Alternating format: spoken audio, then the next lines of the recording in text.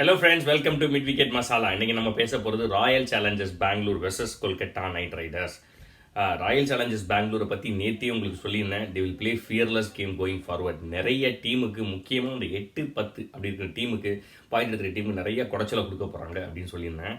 இன்றைக்கி அதே தான் இருந்துச்சு. அவங்களுக்கு பயமே கிடையாது. இனிமேல் டோர்னமெண்ட்டில் எப்படியும் குவாலிஃபை ஆக மாட்டாங்கன்னு தெரிஞ்சு போச்சு. ஸோ இஷ்டத்துக்கு விளாடுவாங்க, தைரியமாக விளாடுவாங்க. கேகேஆருக்கு தான் ப்ரெஷர் இருக்க போகுது அப்படின்னு சொல்லியிருந்தோம். இன்றைக்கி அது நல்லா கண்கூடாக தெரிஞ்சிச்சு. முக்கியமாக கொல்கட்டாவில் ஃபஸ்ட்டு பேட்டிங் பிடிச்சி கேகேஆரை கண்டெயின் பண்ணுறது சாதாரண விஷயம் இல்லை. ஏன்னா எவ்வளோ ரன் அடிச்சுன்னு எவ்வளோ கஷ்டப்பட்டாங்க இன்றைக்கி அப்படிங்கிறது கண்கூடாக தெரிஞ்சிச்சு. இன்றைக்கி ஏபி டிவிலியர்ஸ் விளாட்ல, அவருக்கு பதிலாக ஹென்ரிஸ் கிளாசன் விளாண்டாரு. இன்னும் அவங்க அக்ஷதீப் நாத் இந்த மேட்ச்லேயும் அவங்க வச்சுருந்தாங்க. டாஸ் வின் பண்ணி இவங்க ஃபஸ்ட்டு பேட்டிங் பிடிச்சாங்க. ஆர்சிபி கொல்கட்டா டாஸ் வின் பண்ணாங்க. ஆர்சிபி ஃபஸ்ட் பேட்டிங் பிடிச்சாங்க. கன்ஃபார்மாக கேகேஆர் ஜெயிச்சிருவாங்க அப்படின்னு தான் இருந்துச்சு ஒரு ஸ்டேஜில். 10 ஓவர் பார்த்தீங்கன்னா வெறும் 60 ரன் அடிச்சிருந்தாரு. விராட் கோலி ரொம்ப பொறுமையாக விளாண்டாரு. இன்றைக்கி ஒரு 35-40 பால் விளாண்டது விராட் கோலியே கிடையாது. அவரோட டூப் விளாண்ட மாதிரி இருந்துச்சு. ஆனால் நிறையா மிஸ் ஹிட் பண்ணார். நிறையா ஃபீல்டருக்கு மேலே தூக்கி அடித்தார். ஃபீல்டருக்கு நடுவில் விழுந்துச்சு. எட்ஜு வாங்கி பவுண்ட்ரி. அவரோட கண்ட்ரோல் 50% தான் இருந்துச்சு அப்படிங்கிற மாதிரி எக்ஸ்பர்ட்ஸ் சொன்னாங்க. ஸோ நிறைய எட்ஜு வாங்கிலாம் பவுண்டரி அடிச்சார். விராட் கோலியோட கேமே அப்படி கிடையாது. சும்மா பக்காவாக கில்லி மாதிரி க்ளீனாக விளாடுவார் ஆரம்பத்துலேருந்து. பட் 40 பால் 50 ரன் அடிச்சிருந்தாரு. அதுக்கப்புறம் லாஸ்ட்டு 18 பால் காட்டினாரு பாருங்க ஒரு காட்டு. விராட் கோலினா எப்படி விளாடுவார் அப்படின்ட்டு. அடுத்த 18 பால் 50 ரன் சும்மா பொழந்து கட்டினார். கடைசியில் போட்ட பர்ஷித் கிருஷ்ணா, கர்னி இவங்க எல்லாத்தையுமே இல்லை, சும்மா ரவுண்டு கட்டி அடித்தார் குல்தீப் யாதவ் எல்லாத்தையும்.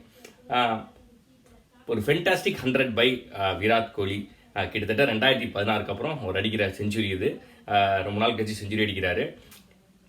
5வது செஞ்சுரி, விராட் கோலியோட 5வது செஞ்சுரி. ஆர்சிபி ஃபேன்ஸுக்கு எவ்வளோ சந்தோஷமாக இருக்குமோ இல்லையோ, அஸ் அ கிரிக்கெட் ஃபேனாக விராட் கோலி செஞ்சுரி அடிக்கிற பார்க்குறதுக்கு ரொம்ப ரொம்ப சந்தோஷமாக இருந்துச்சு. முக்கியமாக இந்த செஞ்சுரிக்கு அப்புறம் ஆர்சிபி தோற்றுறக்கூடாது அப்படிங்கிற ஒரு எண்ணம் எல்லார் மனசில், எல்லா கிரிக்கெட் ஃபேன்ஸ் மத்தியிலே இருந்துச்சு. அதே மாதிரி மொயின் அலி டெஃபினட்டாக ஒரு ஃபைண்ட் ஆஃப் ஆர்சிபி இந்த ஐபிஎல் அப்படின்னா மொயின் அலி ரொம்ப அவர் தான் வந்து ஆக்சுவலாக புளியர் சொல்லி போட்டு வச்சார். கடைசி 5 ஓவரில் மட்டும் நீங்கள் ஆர்சிபி 91 ரன் அடித்தாங்க.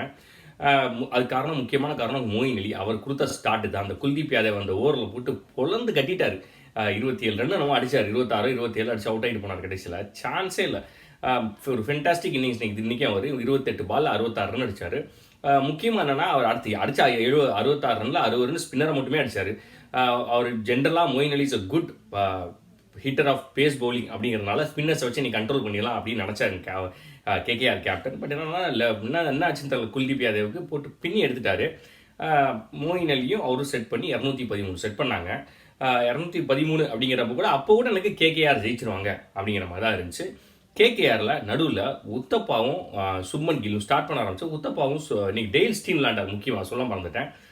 விளாண்டதுக்கு வந்த உடனே கிறிஸ்லீன் அவுட் ஆக்கிட்டாரு. அதே மாதிரி சுனில் நாராயண் ஒரு 5 தடவை அவுட் ஆகிருப்பார். அவர் எடுத்த 15 ரனில் பல தடவை அவுட் ஆகிறதுக்கு நிறைய ட்ரை பண்ணார். கடைசியில் அவரும் அவுட் ஆகிட்டார் சைனி பாலில். அதுக்கப்புறம் உத்தப்பாவும் சுப்மன் கில்லும் 216 சேஸ் பண்ணாங்களா இல்லை 116 சேஸ் பண்ணாங்களான்னு தெரில. அவங்க ஒரு உலகத்தில் இருந்தாங்க. 2 பேரும் சேர்ந்து ஒரு 30 பால் ஆடி 31 பால் ஆடி 18 ரன்னோ 16 ரன்னோ அடிச்சிருந்தாங்க. இந்த மேட்ச் தோற்றதுக்கு முக்கியமான கேகேஆர் தோற்றதுக்கு ஒரு காரணம் அப்படின்னு பார்த்தீங்கன்னா அந்த பார்ட்னர்ஷிப் தான். ரொம்ப சாவடிச்சிட்டாங்க 2 பேரும் சேர்ந்த மேட்சை. அதுக்கு முக்கியமான காரணம் சுப்மன் கில்லு கடைசியிலேருந்து முன்னாடி இறக்கி விட்டுருக்காங்க. அவர் ப்ரூவ் பண்ணி அவங்க பேட்டிங்கில் அப்படிங்கிற ப்ரெஷர். உத்தப்பா நிறைய ஸ்டார்ட் கொடுத்துருக்காரு. 25-30 நல்லா அடிச்சு விளாண்டு 25-30 அவுட் ஆகிட்டு இருந்தார். ஸோ அவருக்கு ஒரு ப்ரெஷர், இந்த மேட்ச் ஜெயிச்சாங்கன்னு 2 பேரும் ஸ்லோவாக ஸ்டார்ட் பண்ணி கடைசியில் அடிச்சுக்கலாம் அப்படின்னு நினச்சப்ப மொத்தமாக மேட்ச் முடிஞ்சு போச்சு அந்த இடத்துல. அவ்வளோதான்டா கேகேஆர் 10 ஓவரில் 60 ரன் அடிச்சிருக்காங்க. இப்போ இதில் எப்படி 143 ரன் எப்படி சேஸ் பண்ண போகிறாங்க அப்படின்னு கன்ஃபார்மாக தோற்றுருவாங்க அப்படின்னு நினச்சிட்டு இருந்தப்ப ரசல் வந்து எல்லாத்தையும் தட்டி எழுப்பி இல்லை அப்படிங்கிறத திருப்பியும் ப்ரூவ் பண்ணார். ரசல் மனுஷனா இல்லையானே தெரியல. வர எவ்வளோ தான் டார்கெட் செட் பண்ணுறது ஒரு மனுஷனுக்கு. எவ்வளோ செட் பண்ணால் நீங்கள் அடிச்சிடுவார் போல். இன்றைக்கி 6 பால் 24 ரன் லாஸ்ட் ஓவரில் மொயின் அலி போட்டார். அப்போ கூட எனக்கு நம்பிக்கை இல்லை. பார்த்துட்டு இருந்தப்பா ஒரு பால் டாட் பால் போட்ட கூட அதான் 3 பால் இருக்கே, 3 6 அடிச்சு முடிச்சிருவார், இல்லை 4 6 அடிச்சு முடிச்சிருவார் அப்படிங்கிறது என்ன தான் இருந்துச்சு. ரசல் மேலே பார்க்குறவங்களுக்கு அவ்வளோ நம்பிக்கை, அவர் மேலே ஒரு நம்பிக்கை. ஏன்னா முக்கியமாக அது முதல்ல ஒரு ஸ்ட்ராயிங்ஸ் போடுவார். அவர் ஒய்டு போட்டு 3 டாட் பால் போடுவார். பரவாயில்ல, செம ஓவரா அப்படின்னு இருக்கப்ப அடுத்த 3 பால் 3 6. ஸோ அந்த மாதிரி ஆடிட்டு இருக்கார் ரசல். பேயாட்ட ஆடுறாரு. இது வரைக்கும் ஐபிஎல்ல இவ்வளோ ஸ்ட்ரைக் ரேட்டில் யாருமே ஆனதில்லை போல். ரசல் வந்து வேற லெவலில் ஆடிட்டு இருக்காரு. பட் ஒவ்வொரு ஷாட் அடித்தோன்னா கை வலிக்குது, கால் வலிக்குது, முதுகு வலிக்குதுன்னு போகிறாரு. இன்ஜுரி ஆகாமல் இருக்கணும், இல்லைன்னா கேகேவோட நிலைமை ரொம்ப மோசமாயிடும். ரசல் வேற லெவல் கிரிக்கெட் விளாட்றாரு. இன்னைக்கு அதிசயமாக சைனி ஓரளவுக்கு நல்லாவே போட்டார், பவுலிங் சூப்பராக போட்டார். நிதின் சைனி, மார்க்கஸ் ஸ்டாய்னஸ் அந்த ஓவரில் 19 ரன் கொடுத்தா கூட 4 ஓவரில் ஒரு 32 ரன் 31 ரன் தான் கொடுத்தாரு. முகமது சிராஜ் பழைய மேட்ச்லாம் கம்பேர் பண்ணுறப்ப இன்னைக்கு பரவாயில்ல, நல்லா போட்டார். ரசலுக்கு ஒரு 6 ஒரு 4 தான் கொடுத்தாரு. ஸோ டெஃபினட்டாக அவரும் நல்லா போட்டார் முக்கியமாக. ஸோ ஒரு மாதிரி கடைசியில் க்ளோஸாக வந்து 10 ரனில் தோற்று போனாங்க. நிதிஷ் ராணா அவரும் செம்மையாக விளாண்டார். ஆரம்பத்தில் ஸ்லோவாக விளாண்டாலும் 18 பால் 18 ரன் அந்த மாதிரி தான் இருந்தார்.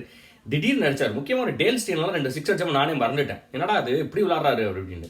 ஸோ கேகேஆர் என்ன பிரச்சனை நினைக்கி ரொம்ப லேட்டாக விட்டாங்க. 5 ஓவரில் 90 சேஸ் பண்ணுறதுலாம் அவ்வளோ ஈஸி கிடையாது. கிட்டத்தட்ட சேஸ் பண்ணாலும் அவங்க 81 ரன் அடிச்சாங்க கடைசி 5 ஓவரில். கிட்டத்தட்ட சேஸ் பண்ணால் கூட அவங்களால வந்து இன்னைக்கு பண்ண முடியல. So KKR this will put lot of pressure on KKR. என்னன்னா ராஜஸ்தான் ராயல்ஸும் இனிமேல் அப்படி தான் விளாடுவாங்க. அவங்க வர்றாங்களோ இல்லையோ அடுத்த டீமுக்கு டெஃபினட்டாக கூட சொல்லி கொடுப்பாங்க. ஸோ கேகேஆர் என்ன பண்ண போகிறாங்க அப்படின்னு தெரியல. அடுத்து அவங்க கட்டாயம் ஜெயிச்சே ஆகணும். அடுத்து ஒரு 3 மேட்ச் ஆகுது, குறைஞ்ச 4 மேட்ச் ஆகுது ஜெயிச்சு ஆகணும். அப்போ தான் பிளே ஆஃப்ஸ் போக முடியும்.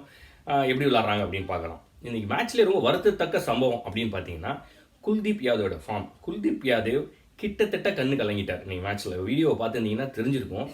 அவர் வந்து எதிர்பார்க்கவே இல்லை. அவரோட மன வருத்தத்துக்கு காரணம் இந்த ஐபிஎல்ல one of the worst spinner அப்படின்னா அது குல்தீப் யாதவ் தான். அந்த அளவுக்கு அவர் ரன்னும் கொடுத்துருக்காரு, விக்கெட் எடுக்கல, அவரை போட்டு பொழந்து கட்டியிருக்காங்க. என்ன பிரச்சனை அவருக்கு இப்போ, அவர் தான் இந்தியாவோட வேர்ல்ட் கப்பில் இருக்கிற ஸ்பின்னர். அவரை நம்பி தான் இருக்குது. ஏன்னா அவரோட வெரைட்டிஸ், அவரோட ராங் ஒன்ஸ் இதெல்லாம் நிறைய விக்கெட் எடுத்து கொடுத்ததுனால நம்ம வந்து வெளிநாட்டுக்கு போகிறப்ப நிறைய சீரீஸ்லாம் ஜெயித்தோம். பட் ஆனால் இப்போ Kuldeep Yadav out of form போயிட்டாருன்னா, இந்த மாதிரி ஃப்ளாட் ட்ராக்ல அவருக்கு போட வரல அப்படின்னா அது வந்து ஒரு பெரிய லாஸ் இந்தியாவுக்கு.